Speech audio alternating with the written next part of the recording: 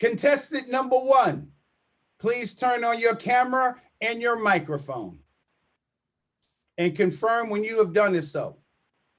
Hello, Mr. Contest Chair. My video and microphone is turned on. Roger that.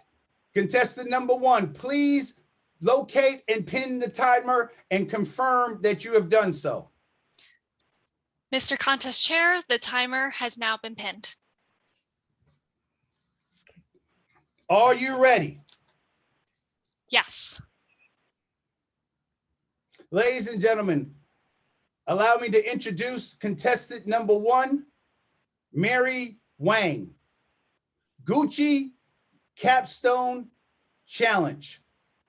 Gucci Capstone Challenge, Mary Wang.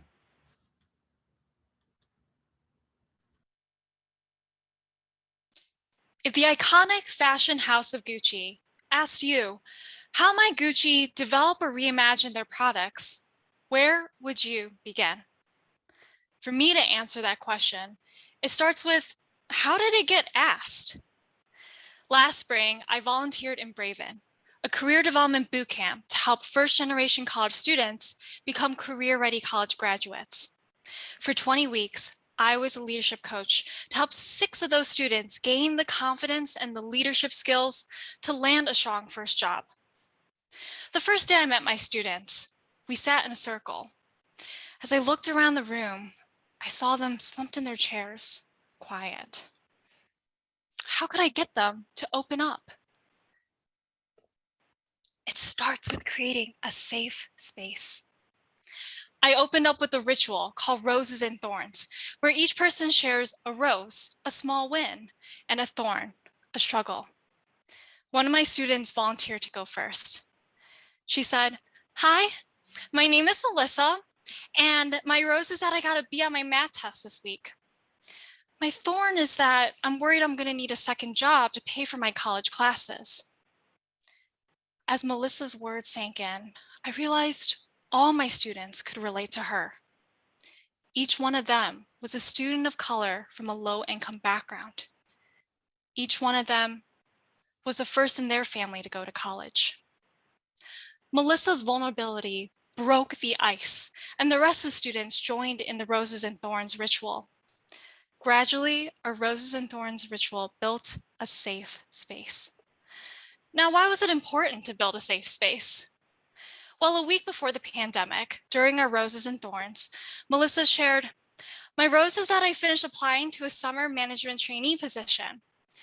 My thorn is that I'm worried my job is putting my family and me at risk because my boss won't let me wear a mask at work." Creating a safe space was important for Melissa to share with us her true self. She showed that she needed us to be her support group. And the strength of my students' support for one another was tested most during their Capstone challenge. The Braven course ended with a Capstone challenge, where the iconic fashion house of Gucci asked, how might Gucci develop or reimagine products to be more sustainable? Each Braven team had 5 weeks to develop their prototype before presenting it in front of Gucci's corporate executives. Although none of us had ever shopped at Gucci before, I had a solution to help my students win. But we needed a team of researchers, designers, speakers, and a project manager. Throughout the course, Melissa had kept her classmates on track with homework due dates and deadlines. I said, "Melissa, your strong organizational skills make you a great fit as our project manager." She accepted the role. The rest of my students took on roles that played to their strengths.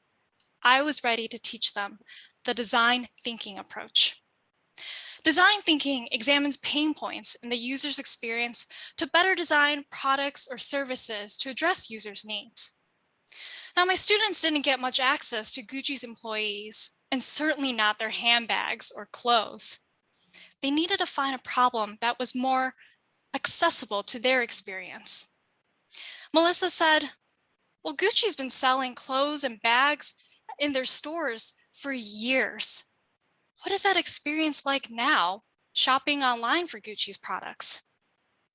The researchers in my team interviewed family and friends to ask what were some of their pain points with online shopping. The researchers watched YouTube videos of people unboxing their online Gucci orders and saw tons of tissue paper and bubble wrap just pouring out of their boxes. The researchers came to a surprising insight. Online shoppers expected an elevated experience when getting their orders. I said to my students, what could Gucci do to elevate their unboxing experience without waste? Melissa kept the designers on track as the designers prototyped, tested, and saw feedback on their designs. A week before their presentation, I said, Melissa, how will you ensure your team delivers a smooth presentation? She immediately connected with the lead speaker to design transitional cues and slides so that they flowed like a pair of ice skaters. On their presentation day, I saw other teams present their solution like a high school science fair project. But my team pitched their solution to Gucci like confident young professionals. The following week, the Braving course ended, and my team was named the winners of the Gucci Capstone Challenge. Weeks after that presentation, Melissa called me to let me know that she had gotten the summer management trainee position. To me, Melissa's rose was a bigger victory than seeing them win that challenge. That's because she had walked through my classroom doors unsure if she would ever become a career-ready college graduate. But through us practicing our weekly Roses and Thorns ritual, she found that it was a safe space for her to grow her confidence, lead her team to victory, and for herself to a career-accelerating opportunity. She no longer needs a job that puts her family and herself at a safety risk. When Melissa applies to an entry-level position in her desired career, her Braven experience will show that she can effectively lead teams and win with executive leaders. Now that you have heard the Gucci Capstone Challenge, I've got a question and a Capstone Challenge question for you. How might you develop or transform individuals to become effective communicators and leaders? Where would you begin? Thank you.